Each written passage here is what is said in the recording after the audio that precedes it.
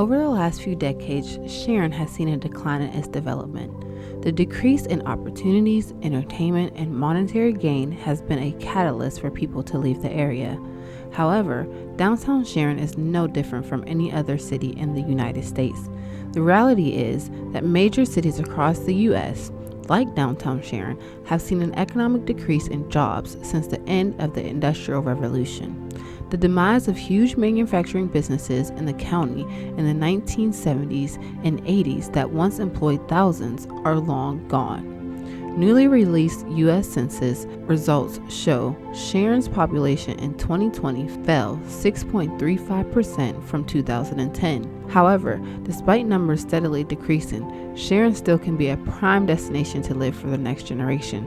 Developers like Jim Landino and JCL Development have spearheaded the initiative to build up downtown Sharon and start the process of revitalization.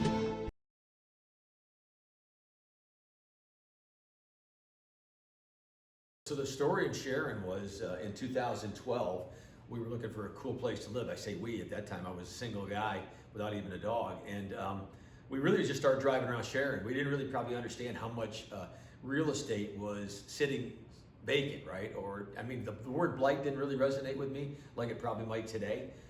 So really we went looking for a building, and by the time we were done, it became very clear to us that the building downtown that we liked the most was the old Oddfellows Lodge. Now, to go into the Oddfellows Lodge would be to walk into basically a condemned building, right? Roof has collapsed, flooring had collapsed, it's neglected probably for at least the last 15 years. So we just kind of dug in, right? So I say we, because at that point in time I was using a bunch of my buddies to help me gut buildings, and we ended up getting it through the city, through the Redevelopment Authority. And then really what happened next is like we ended up with these three buildings, the one we're in and then the one next door, because they're all semi-attached. Very small alleyways. In order to gut a building, you got to get access. So really by needing access, we ended up buying a block of buildings. So really that began the story, whether we understood it or not, of like, we can't do anything here unless we own the block or control the block. So we went to task on that, on the Oddfellows Lodge, and then ended up with a tenant for this building. So we stopped working on that one, came here and bounced back and forth. By the time we were all said and done, we moved into downtown Sharon, Jen and I, in 2016, I think it was. So it took us 4 years to really get a home built and a home base established to move into town.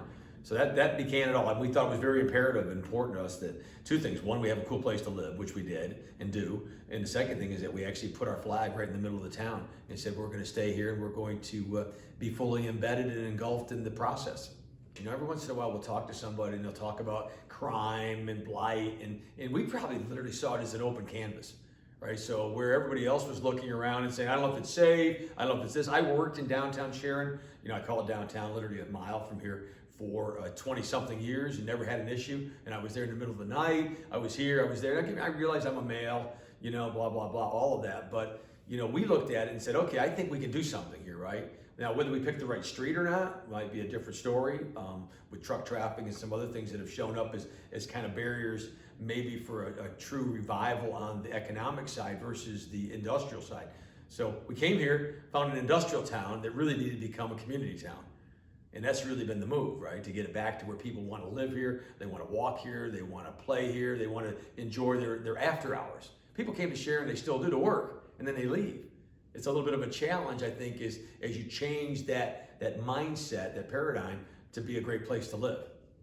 Really what's happened is, you know, people don't focus enough on the park. They don't focus, you know, enough on, you know, the river, you know, the activities that are in this area, the country club. I mean, think about what's really bolted in around here that's not bad news, right?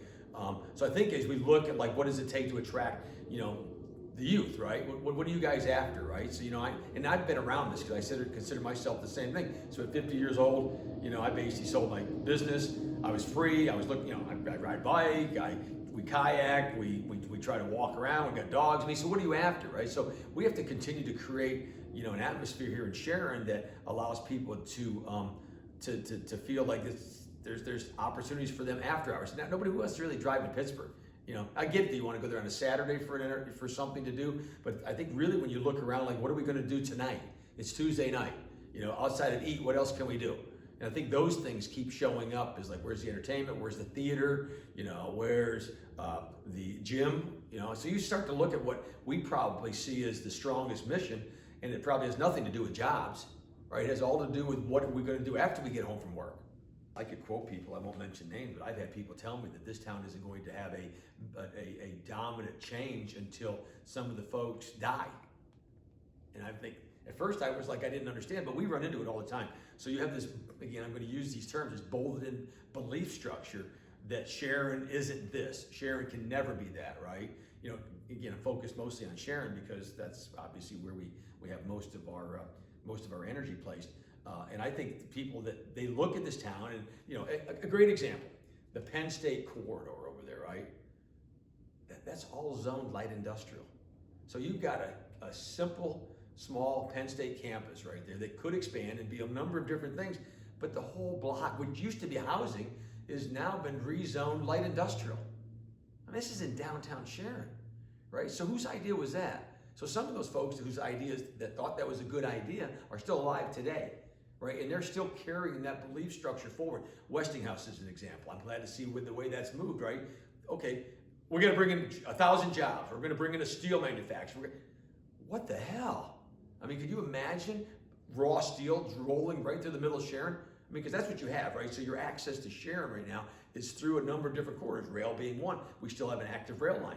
But at some point in time, it's like the belief that a building that looks like, say, Carina Company, which we're now hoping we change over to something that's related to Penn State, is an industrial warehouse. Well, is that really the best place for an industrial warehouse?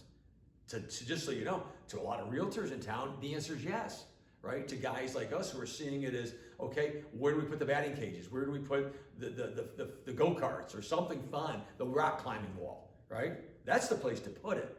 But to a lot of people, their belief still is that has to go back to some sort of an industrial usage. Need to get away from that. The Oddfellows Lodge, I feel like when we take people through there, they see a building that was at one time a community center, but now it's a house, right? I mean, they walk in like, oh my God. I mean, look around this. I mean, could you imagine living in this building?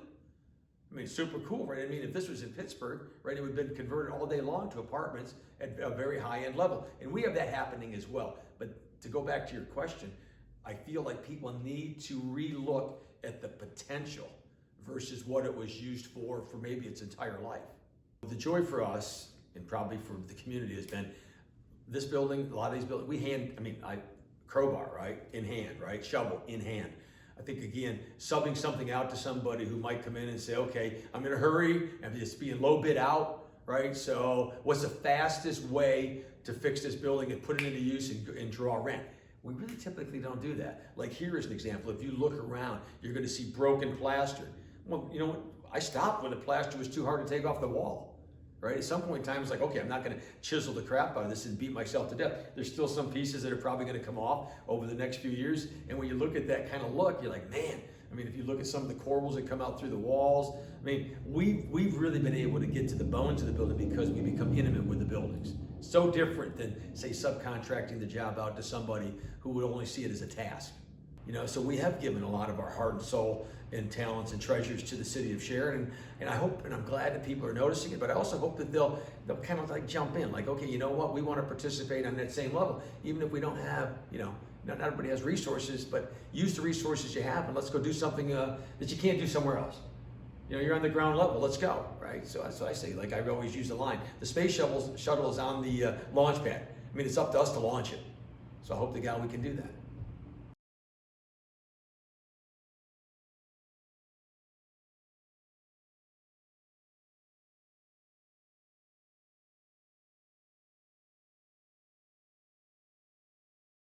We showed up, and brought gasoline and matches, and really what you need to keep the fire sustained are logs, right? More logs on the fire.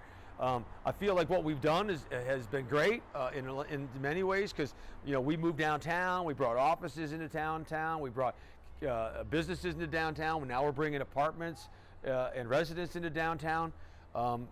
Creating the sustainability piece is the next thing, right? So, gas and matches will get us a fire, but it won't last forever. So we've got to just keep adding this.